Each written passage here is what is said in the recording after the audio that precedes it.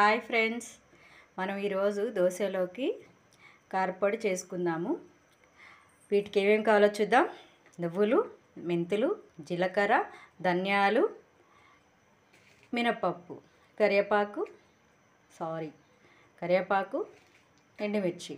ఇవన్నీ మనం ఎంచుకోవాలి. నేను ఆల్రెడీ ముందే ఎంచి పెట్టుకున్నాను. చూసారా, ఇవన్నీ కలిపి ఎంచుకోవాలి.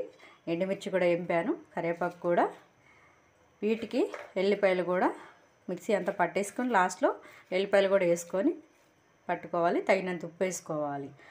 ఓకే, ఆల్రెడీ నేను కారపొడి కూడా పట్టేసాను. చూడండి ఫ్రెండ్స్, ఎంత బాగుందో. ఇప్పుడు మనము దోశ వేసేసుకుందాం. చూసారా, దోశ పెంక చూసారా ఎంత వేడిగా ఉందో. ఇప్పుడు మనం పిండి వేసుకోవాలి.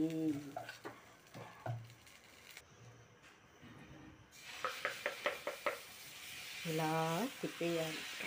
చూసారా, చాలామంది గంటతో తిప్పుతారు. నాకు గంటతో తిప్పటం రాదండి.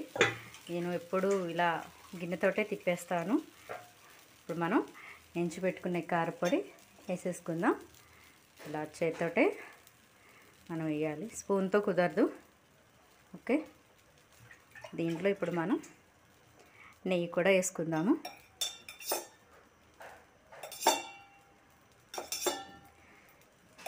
నెయ్యి చాలామంది ఎక్కువ శాతం బాగా తింటారు.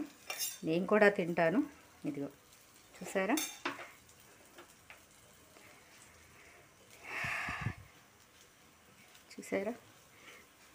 కారపొడి చూడండి, ఎంత స్మెల్ మాత్రం అదిరిపోతుంది. చాలా అంటే చాలా, ఎంత బాగుందో చూసారా.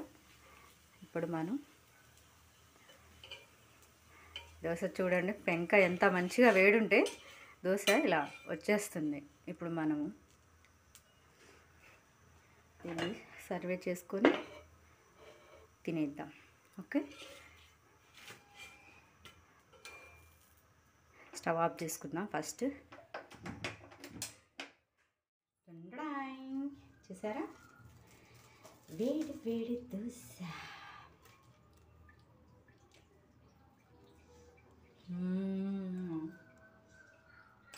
చాలా బాగుంది. మీరు కూడా కారపొడి చేసుకొని నెయ్యి వేసుకొని దోశలో తినండి. ఎలా ఉందో కామెంట్ పెట్టండి, లైక్ చేయండి, షేర్ చేయండి, సబ్స్క్రైబ్ ప్లీజ్ అండి. బాయ్.